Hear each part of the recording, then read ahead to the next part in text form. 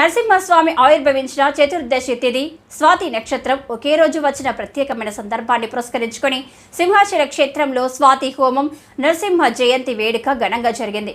ప్రతి నెల స్వాతి నక్షత్రం రోజు నరసింహ హోమం ఆర్జిత సేవగా నిర్వహించడం ఆచారం. ఈసారి స్వామివారి జయంతి కూడా కలిసి రావడంతో ఈ ఉత్సవాన్ని మరింత వైభవంగా నిర్వహించాలని సంకల్పించిన అధికారులు ముందుగా వేసుకున్న ప్రణాళిక ప్రకారం అత్యంత ఘనంగా జరిపించారు. ఉత్సవమూర్తులు గోవిందరాజస్వామి వారు దేవేరులను బంగారు పల్లకిలో, యజ్ఞమూర్తి చక్ర నారాయణులను మరో పల్లకిలో అధిష్ఠింపజేసి యాగశాలకు తోడ్కొని వచ్చారు. స్థానాచార్యులు రాజగోపాల్, ప్రధానాచార్యులు శ్రీనివాసాచార్యులు నేతృత్వంలో అర్చక పరివారం విశేష పూజలు, హోమం, నరసింహ నామ మంత్ర స్తోత్రం చేశారు. భక్తులకు కంకణ ధారణ చేసి గోత్రనామాలు చెప్పారు. సుమారు 200 వరకు జంటలు ఆ ఆర్జిత సేవలో పాల్గొన్నారు.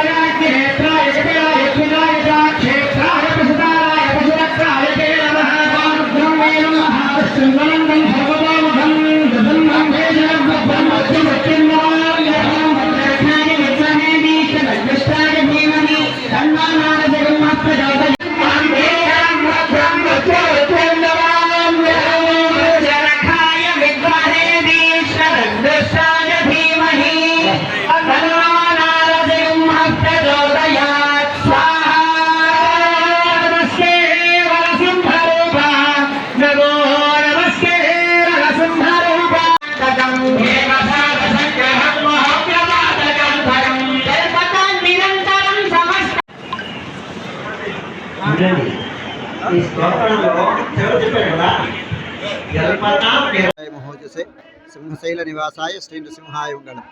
శ్రీ శ్రీ శ్రీ వరాహలక్ష్మి నృసింహస్వామివారి సన్నిధానంలో ఈనాడు నృసింహ ఆవిర్భావ దినోత్సవాన్ని జరిపించుకుంటున్నాం. అంటే నృసింహ జయంతి మహోత్సవం. ఇది సాధారణంగా చాంద్రమానం ప్రకారం వైశాఖ శుద్ధ చతుర్దశి నాడు జరుగుతుంది. ఇంకొక సంప్రదాయం వైశాఖ మాసంలో వచ్చేటువంటి స్వాతి నక్షత్రం. ద్రావిడ శ్రీ వైష్ణవ సంప్రదాయం ప్రకారం సౌరమానాన్ని పాటిస్తూ సౌరమానంలో వచ్చేటువంటి వృషభ మాసంలో వచ్చేటువంటి శుద్ధ చతుర్దశి నాడు జరిపించడం, లేదా వృషభ మాసంలో వచ్చేటువంటి స్వాతి నక్షత్రం నాడు జరిపించడం. ఇలా 4 సంప్రదాయాలు అన్నమాట. అన్నీ ఇవాళ కాకతాళీయంగా సంవదించాయి అన్నమాట. అన్నీ సమకూరే. ఇంకేంటంటే చంద్రమానం ప్రకారం వైశాఖ శుద్ధ చతుర్దశి, అలాగే స్వాతి నక్షత్రం ఇవాటికి ఉంది. వృషభ సంక్రమణ ప్రవేశమైన తర్వాత వృషభ మాసంలో చతుర్దశి స్వాతి అన్నీ కలిసి వచ్చాయి. ఇలాగా అన్నీ ఒకసారి సమకూరడం అనేటువంటిది ఎప్పుడో అరుదుగా వస్తుంది. ఈ సన్నివేశాన్ని పురస్కరించుకొని ఈనాడు మనం స్వామివారిని సన్నిధానంలో ఇక్కడ ఉదయం ప్రాతరారాధన అయిపోయిన తర్వాత స్వామివారిని శేషవాహనం పైన గ్రామ ప్రదక్షిణ పూర్వకంగా ఈ యాగ భూమిలోకి ప్రవేశింపచేసుకున్నాం. అయిన తర్వాత విషక్సేన ఆరాధనం, పుణ్యాహవాచనం, అలాగే కుంభావాహనం జరిపించుకొని అగ్ని ప్రతిష్టాపనం జరిపించుకొని, ఈ అగ్ని ప్రతిష్టాపనం కూడా మన ఆలయానికి ఒక విశిష్టత ఉంది. వృద్ధాగ్నిని సమర్పిస్తాం మనం. బాలాగ్ని, యువాగ్ని, వృద్ధాగ్ని అని 3 రకాల అగ్ని ఉంటుంది. వృద్ధాగ్ని అంటే ఆలయం ప్రారంభం ఎప్పుడైతే అయిందో, స్వామి ఆవిర్భావం ఎప్పుడైతే జరిగిందో ఆనాటి నుంచి ఈనాటి వరకు, అంటే సుమారుగా ఒక 1000 ఏళ్ల పూర్వం నుంచి ఈ అగ్ని అలా కొనసాగుతూ ఉందన్నమాట. దీన్ని కాపాడుకుంటూ వచ్చింది. ఇది మహానసం నుంచి అగ్నిని ఇక్కడ వేంచేపు చేసుకొని అగ్ని అంతర్యామి నారాయణ ఉపాసనం జరిగిందనమాట. నృసింహ మాలామంత్రంతో, అలాగే నృసింహ సహస్ర నామంతో, అలాగే నృసింహ గాయత్రితో ఇవాళ హవనం జరిపించుకున్నాం. భక్తుల యొక్క భాగస్వామ్యంతో ఇవాళ పూర్వజన్మ సుకృత విశేషం చేత ఇంతమంది భక్తులు ఇక్కడ ఉపస్థితులై ఉన్నారు. వాళ్ళందరి చేత నృసింహ అష్టోత్తర శత నామార్చనం వారి చేత జరిపించడం జరిగింది. ఇన్ని సుగుణాలు ఇందులో ఉండేటువంటిది. ప్రతి మానవుడికి అంటే నృసింహ ఆవిర్భావం దినోత్సవాన్ని జరిపించుకోవడంలో తాత్పర్యం ఏంటంటే నృసింహస్వామి సర్వజీవ ఆత్మకుడు, అంతటిలోనూ ఉండేటువంటి వాడు, ప్రకృతి అంతా వ్యాపించి ఉండేటువంటి వాడు నృసింహమూర్తి అంటే నారాయణుడు అనేటువంటి వేదం చెప్పినటువంటి విషయాన్ని మనకి పురాణం రూపంగా ప్రహ్లాద చరిత్రం చెప్పింది. ప్రహ్లాదుడు ఇందుగలడు అందులేడని సందేహం వలదని వారి నాన్నగారు ఇచ్చినటువంటి ఆ భవనంలోనే ఆ ఒకానొక స్తంభంలోంచి నృసింహావిర్భావం జరిగింది. దీనివలన లోకానికి ఏమి సందేశం ఏంటంటే పరమాత్మ సర్వ ఆత్మకుడు, అందుచేత సర్వ జీవ ఆత్మకుడుగా ఉండేటువంటి పరమాత్మని సర్వ జంతువులని కానీ జీవాన్ని కానీ ప్రకృతిని కానీ పరమాత్మ స్వరూపంగా పరమాత్మ ఆత్మకంగా భావించి ఆదరించు పూజించు అని ఈ సన్నివేశం చెప్తుందన్నమాట. నృసింహ అవతారమే అలాంటిది. ఇంచేతంటే ఏ సందర్భంలో ఉన్నా, ఎన్ని ఇక్కట్లలో ఉన్నా, పంచాగ్ని మధ్యంలో ఉన్నా కాపాడేటువంటి ప్రభువు నృసింహస్వామి.